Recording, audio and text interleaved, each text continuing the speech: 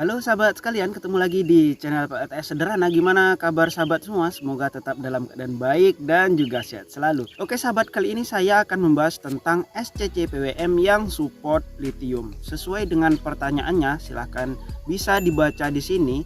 Untuk pertanyaannya saya nggak ingat banget, cuman ini tentang perbandingan lebih baik SCC PWM yang hijau support lithium atau yang warna biru support lithium juga. Namun sebelum lanjut ke pembahasannya, jangan lupa untuk di like dulu video ini, dan bagi sahabat yang baru berkunjung silahkan di subscribe dahulu. Oke sahabat, mungkin untuk penggiat PLTS saat ini lebih banyak menggunakan baterai lithium ya, baik lithium ion ataupun lithium iron fosfat dan lithium jenis lainnya, lithium polimer ya, masih lithium juga.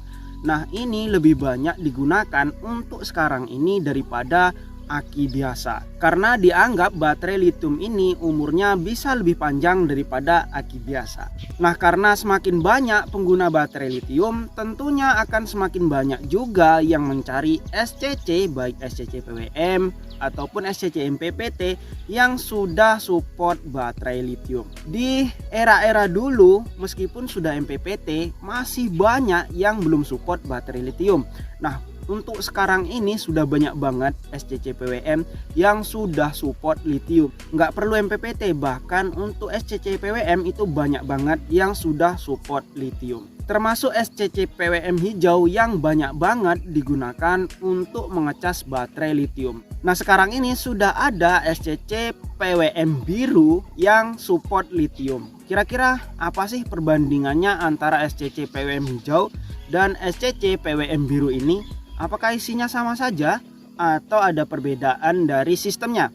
Nah dari pengalaman yang saya gunakan ya, antara SCC PWM hijau dan SCC PWM biru yang sama-sama support lithium ini isinya sama saja, settingannya juga sama, kemudian untuk mesinnya itu juga mirip-mirip, untuk cara kerjanya juga sama.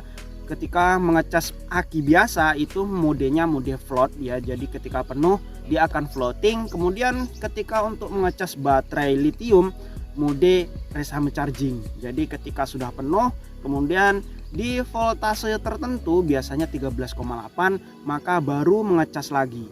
Artinya tidak ada float charging. Float charging itu mengecas pada voltase 13,8, nggak mau naik lagi. Jadi biasanya ketika mengecas aki biasa setelah penuh maka akan turun lagi ke voltase 13,8, dan di voltase itu akan dicas sesuai dengan arus yang masuk.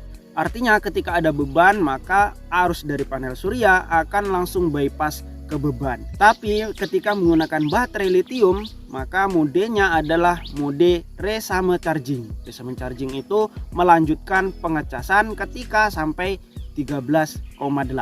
Kembali ke SCC PWM hijau dan SCC biru yang support lithium ini isinya sama saja ya, dari settingannya, dari mesinnya itu sama saja. Nah kalau mau yang lebih bagus lagi itu ada merek JMK, ada merek Sower, dan beberapa merek lainnya yang biasanya harganya itu di atas 100-an ya, 100 ribuan. Itu settingannya lebih banyak, settingannya juga lebih bagus, kemudian isi mesinnya itu berbeda.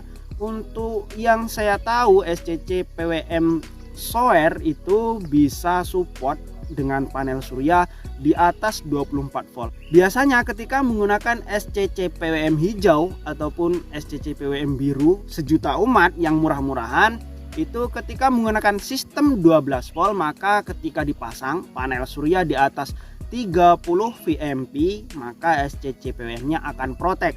Tapi berbeda untuk merek SCC PWM JMK dan Sower ini yang saya tahu ya. Ini meskipun dikasih voltase 30 volt ataupun 30 VMP ke atas dikit, ini aman-aman saja ya, nggak jadi protek dan aman, pokoknya nggak protek gitu.